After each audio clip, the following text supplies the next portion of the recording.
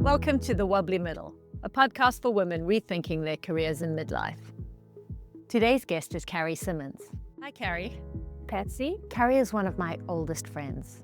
We grew up in each other's homes. My mom taught her pottery, and my dad would get her down when she was stuck in the tall trees. Her mum taught me how to blow dry my hair, and that I must never, under any circumstances, wear the colour orange. Across the years, WhatsApps and wedding dresses, we've talked about pretty much everything, but we've never really talked about our working selves, who we are at work. In preparing for today, there were things that Carri told me that genuinely made me think, how did I not know this about you? She was a high school drama teacher and worked until her youngest was one-ish. Then at 38, Carri decided to go back to university to become a clinical psychologist. She caught up on some undergrad subjects, did her honours full-time with 3 small kids. And then in the year she turned 40, Carri was accepted into the master's program. She now has a flourishing psychology practice of her own. Our late teens are so far ago that I must confess to have forgotten some of the details. So I started off by asking whether she had always wanted to be a teacher, or whether there was a version of her that thought she might end up on the stage. I wanted to be a teacher and I loved the theatre, so that kind of made sense to me. The idea of being an actress really did appeal, but I was full of self-doubt as to whether or not I actually had what it took. But no, it was more about being interested in spending time with young people, guiding, teaching, and also sharing some theory and knowledge, which I was very passionate about at the time. And you worked through your 20s and your 30s. That's right. Until Noah was born, so after your 3rd child. You said to me before that you enjoyed teaching, but that your sadness at leaving the children wasn't outweighed by going to work every day. Yes, I did like working, and I had this idea that I wanted to be a working mum. However, when I had my children, I discovered a part of myself where I felt more fulfilled than I had in any other realm. I feel like I did all my growing up once I became a mom. I had done none of it before that. And I remember when I had to go home from the hospital with Saxon and they gave her to me. And I was like, what, you want me to take this home? You know? And where's the grown-up? Where's the grown-up to help me with this? But I quickly adjusted and I loved that role. I did struggle a little bit with postnatal depression, but I think because it was hard and I had to work through that, I found a lot of meaning in it. I think for the first time in my life, I had an identity. I hadn't quite resolved this adolescent crisis, who is Carri. So then going back to work didn't seem to be supportive of my role as a mom. It seemed to be conflicting. And whilst I really liked teaching, I just had the strong sense that there was something different for me and something maybe a little more stretching. That identity that you say you began to find, was being a mom telling you more about yourself? Yes, absolutely. Something that comes up often in my sessions with the people that I work with is, who are we as we transition into this new phase of life? And how do we resolve the issues we haven't been able to look at yet? Because, being a parent is really confronting. So it demands that you look at yourself, and then it demands that you look at all of yourself. So you were at home for a bit, you did a bit of locum work. And how did you get interested in therapy? My eldest child, Sax, was about 6 or 7. She had some challenges because there was some ADHD, which for the first time, I'd never even looked at those things directly at all. And then this was happening concurrently with some locum teaching, which I kept up just to earn a bit of money on the side and to have something to do. This was a smaller school, and there were quite a few kids there that had gone there because it was small and a very, very supportive environment. So I was interacting with many kids who were also struggling within the school space and in the mental health care system. So I think my research into, because they say nobody has better research than the FBI, than a worried mum. So I was reading all of the time and following every journal article for the sake of my children and concurrently with these kids that I was working with. And I started to just sort of open my eyes to psychology. Then I found the stress of being a mom to 3 young kids. I had 3 kids in 4 years, a little overwhelming. And I started to really struggle with the load. And so I entered therapy for myself as a patient for the first time. And my opening line to this lovely therapist, who has played a very big role in my journey, was, could you just help me be a better mum? There's nothing wrong with me. I'm just not a very good mum. And what did she say? She said, let's see.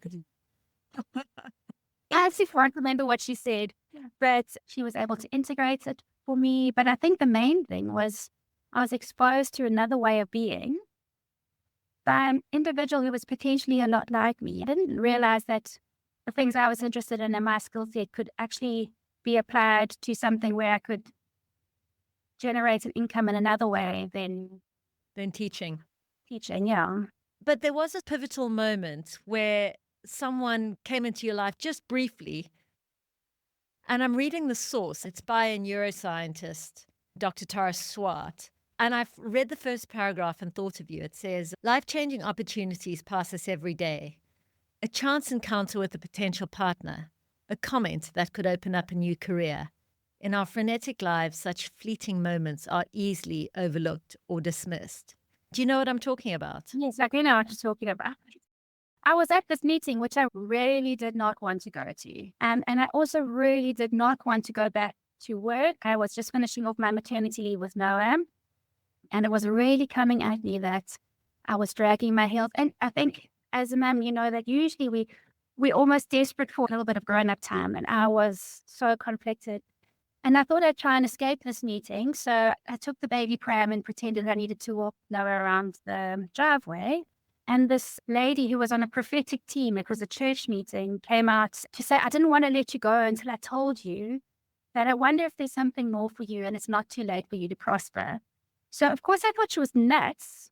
I was a little bit freaked out. But then she said, don't worry about it. If there is something else, there's likely going to be provision for that to happen. So I was very polite. I said, thank you so much. And didn't really think about it again, except there was this seed sown, which was, there are other ways for me to be in the world, and it's going to work out. It's not too late for you to prosper. Hmm. So you parked that thought. Yes, I did pass that thought and then went on with the business of going back to teach at the school I was at and ran a busy drama department. And then was just confronted with challenge after challenge after challenge in that space. I just started to feel like a fish out of water there. I'm quite a sociable person and I was struggling to make friends in the staff room. I didn't know where to sit. And I just couldn't find alignment. I wasn't being seen as the kind of teacher that I wanted to be. And it was a very uncomfortable space for me. And that voice in my head just grew louder and louder. And I was like, I don't know what I want to do, but I know it's not this. Yeah, I really understand that. I remember you telling me that you were going to go back to university, and I was quite sort of blown away by that because it's such a big thing. You're about 38. Mm-hmm. What gave you the impetus to actually go back and study after all those years? Well, to be honest, I'd been working very hard and then I had been mothering really hard at home and I was distressed and quite broke and a bit depressed. And when I got this idea in my mind, which actually revealed itself to me in a therapy session, and I very shyly said to this lovely lady, because she had said to me, but what are you going to do? I can sense you're actually frustrated and bored. And I said, I don't know. And then the next session, I said, I've got an idea. And I was quite shy because it's like, do you think I could do what you do? And she was just, yes, Carri, go do it. Go do it. And then when I reported that back to JM, also, I'm dropping a bit of a bombshell here. This is going to cost some money, but he wanted me to thrive. That was met with his overwhelming enthusiasm. He was telling everybody Carri's doing this thing. And once that had happened, it was like I couldn't go back. It became this desperate need. I must fulfill this. So not going back to varsity wasn't an option for me. I was like, oh, this is the next step. Oh, and also it's going to work out. And it was very energizing. I've got a goal, I've got a mission, and I've never been happier when I was pursuing it, which is a strange thing to say because it's a very hard journey. And I've had some of my lowest moments on the journey. But overall, having a sense of purpose has been really containing for me as a person. I also like the way you go about it because it makes it sound like you just signed up, but you actually did some try before you buy stuff. You signed up for a lay counseling course, so you did ease yourself in. Yes. Which I'm very proud of myself because sometimes I just want to just jump right in and go. Yeah. I did the lay counseling course and I was like, okay, let's see, is this the kind of space I can see myself in? And I did some volunteer counseling at a local crisis center as well as in a school. And I was fortunate that you're very limited as a lay counselor as to what you can do, but I still had a teacher's registration. So I could work in the school and I was quite aware of what I was allowed to do and not allowed to do. It was frustrating at times because you're itching to just get Yeah. But I did that and it was very confirming for me that this was a space where I could really come alive. Yeah, and taking it back to other women in your position, I think there's a lot about the transferable skills that carried over. The teaching environment supported your next step in a way that you wouldn't have naturally anticipated. And I don't know if you know of, she's a professor of organizational psychology, Herminia Ibarra. Her book, Working Identity, is really a good read. But she talks about the importance of experimenting and testing out things instead of leaping from job to job, which is quite a high cost if you throw everything and then you get 2 years down the line and throw everything in again. I mean, that was sort of a gut instinct to do it that way. And I'm thinking about this for the first time as you speak it. When I have clients and patients that are doing similar things or looking for something different or something more, I whisper in myself saying, just dip your toe in. Yeah. If you like that water, a sense of being open to what the world has to offer because I know there's more. Yeah. And also, we mention it often, but that confidence comes from action. So by dipping your toe in, you can begin to sort of, oh, yes, I can do that. Oh, I understood that class. I managed that. I did that little assignment. So those small steps all lead you further down the path. I call them your next meaningful, purposeful action, which I learned from my next guru, my next psychologist. And it's always, what are you going to do next with purpose? You're very bright and you worked hard and you were pretty much getting distinctions in every year. And even so, because of the very difficult master's program that you chose, it didn't all go smoothly. Can you talk a little bit about what happened and how you dealt with those challenges? Well, first off, I mean, you're right. It's a difficult program to be accepted into, and we all go into it knowing that. I remember a woman at a birthday party when I was just starting the journey. She had an honors in psychology, and I was busy sort of setting off for second year, and she said, I don't know why you bother. You're not going to get in. And I was a little bit like, oh, okay, wait. Yeah. And I like a bit of a challenge like that. And I still think about her often, and I'm quite grateful that she said that. It is tough. And what tends to happen is that people apply to every university in the country and then travel to go and do it. And many of those people are unencumbered. Remembering that I want to be a psychologist and a family person, not one or the other. And from my context, as badly as I wanted it, I wasn't going to uproot my family. You were 40 at the time. How do you think that worked in your favor? Well, I'm not sure, but it's certainly in terms of getting in, it was harder because I was likely to have gotten in if I'd applied everywhere. Most people apply for like 5 to 10 places, and I've applied for one. And I didn't get in the first year. And even though I knew the odds of not getting in were very, very high, I was absolutely devastated. And it felt quite a lot like a loss of identity. And I had been covered by the seed that was sown by the stranger that was like, it's going to happen. And I really then had to dig deep to go, okay, well, apparently this is going to happen. And I'm doing everything that I can do to make it happen. Keep going. I'm not going back. I haven't come this far to only come this far. So perhaps being in my 40s really just gave me a little bit more, I'm not sure I like this word, but grit perseverance, fight. And what did you do to prepare for the next year when you applied again? I spent the following year, it was really good that I was at home. Damon wasn't very well and he really needed a present wife. And the kids really needed me around. And that wouldn't have been good for me to have been as busy as I was in that first year of masters. I did a Zulu course because we need to have a better proficiency in other languages. I did lots of volunteer work. And I also was employed part-time by that same school that had piqued my interest as a kind of lay counselor, but on their staff in a pastoral role. And then another thing I did was I spent some time working as an assistant for a psychologist doing forensic assessments. I did that also in volunteer work, but I basically sat as a scribe in these assessments that she was doing for the Road Accident Fund. And I got huge exposure to how assessment actually works. And it really has helped me in my career and in my studies. Assessment's hard, so it really helped to have experience that just by observing. And then I think I had a somewhat more robust CV for the next year that I applied. Right, stay with us. We're taking a quick break.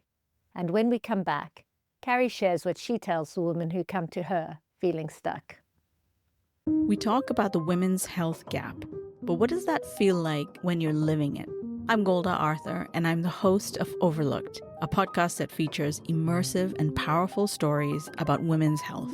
Whether it's ovarian cancer or endometriosis, cervical screening, or funding for women's health research, all of it has been overlooked, and the impact can be felt in real ways in women's lives. You'll learn more and understand better, just as I do when I talk to women who tell me their stories. You can listen to Overlooked on your favorite podcast app or head to overlookedpod.com for more. I know you don't only see women in midlife, you have a wide practice. But you say that you're quite surprised at how many people say to you, I'm somewhere I don't want to be. For our audience, what are the practical beginner steps they can take? When you have decided, I don't know what I want, but it's not this, position yourself in the place that you're exposed to other options. For me, that meant I had to leave teaching because you don't necessarily have to, but I had to. I was quite depressed. The environment had become oppressive. So I had to leave because I wasn't able to be open to the world because I was in fight or flight. I was in a trauma mode. So you also have to assess what there's urgency around. So for me, it was actually urgent that I stopped that role. And then just encouraging a sense of openness to what the world may have for you. And then again, dipping your toe in. If something piques your interest, try it. If you meet somebody and they have a different kind of career that you're not in, ask them about it. And then ask yourself, if something is a little bit interesting, what are the baby steps? What is the next right thing you can do if this is it? And I know that's kind of vague because for me, it was quite different. It was a long period of time. It was about 4 or 5 years after I was like, I don't want this anymore, that I realized what I did want. When it did came, it was like a revelation. And I just feel incredibly lucky that I was exposed to that at the right time. So then maybe in terms of your openness to what the world has to offer, it's trusting that the universe has got your back and may present things for you. And also saying it aloud. You had the courage to say what you wanted aloud to your therapist and then to John Mark because neither of them laughed at you. No, not at all. And you're so right. It's like declare it. I think I might be interested in this. I wonder what that might be like. It doesn't even matter what it is. But I think one of the reasons why I'm anxious about declaring it is I had already decided that I think this was such a good fit. And I didn't want either of them to say, can't do that. Yeah, studying for 6 years is too hard. Yeah, no, you can't do that. But I've got a good village, so they didn't say that. You spoke about that artistic flair and, you know, your mum is very talented and that flows through you. How is that artistic side of you coming through in the work you do now? Very interesting that you asked that because when I was, it's not too late for you to prospering my way through my teaching life, I was like, I don't know what I want, but I'm creative. I know I'm creative. And I thought I might become a potter or whatever. Like I didn't know. And I was actually just experimenting. I really was still looking at creativity in quite a linear way. And I don't know what it is about therapy, but it is creative. I work often from quite a narrative approach with adults. My work with children is very creative. And I think that my creativity in the child therapy space really gets to shine.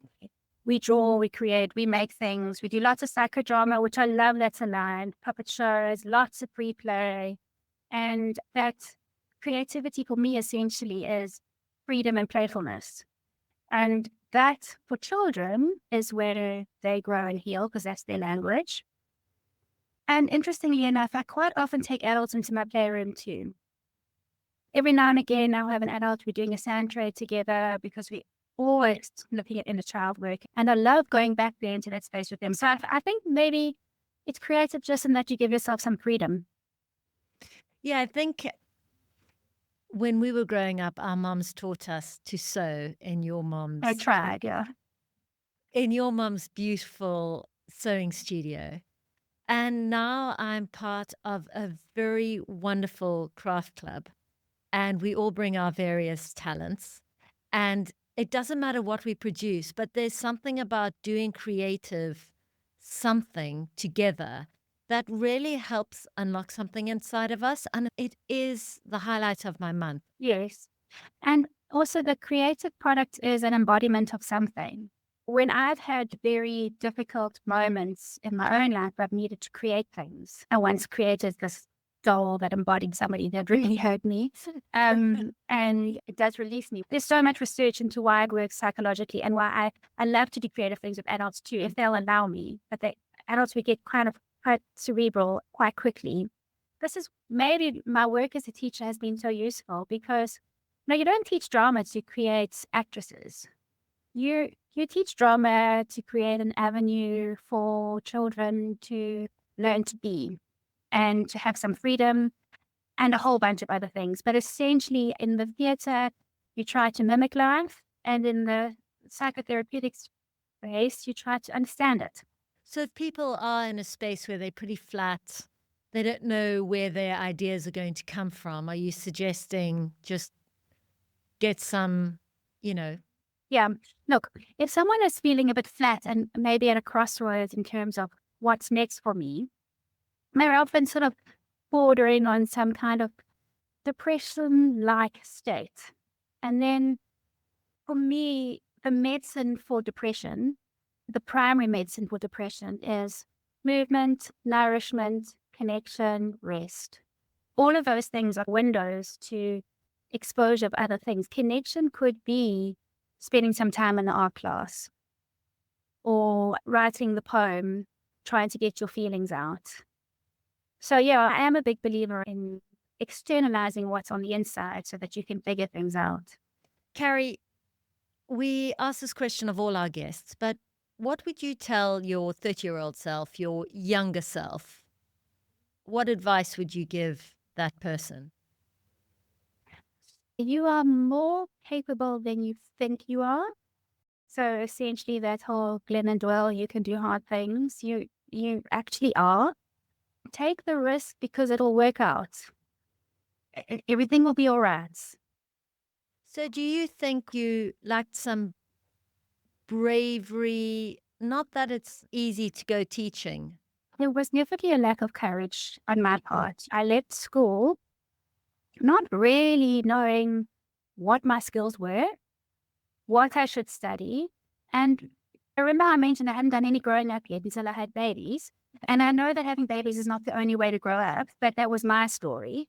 And I kind of just did what seemed simple, and I enjoyed the theatre, and I like working with people. And I think I'd really identified with a drama teacher when I was in high school, and she had a massive impact on who I was as a person, and I felt really seen and held by her. And I, much like the therapist, I was like, I want to be like that.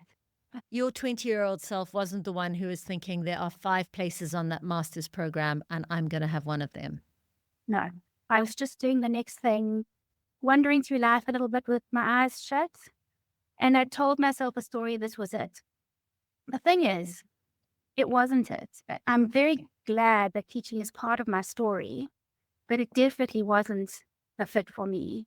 I wouldn't have done it any other way, but the cost of staying in a place where you don't fit is too detrimental for a person's well-being. People have often said to me, you're very brave to have done this. And I'm like, well, no, I didn't really have a choice. Oh, you go for treatment.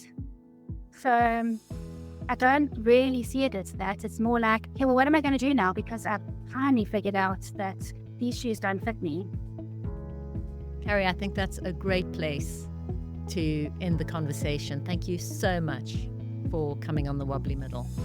It's an absolute pleasure. I felt very honored to be here. And send lots of love to JM and the kids.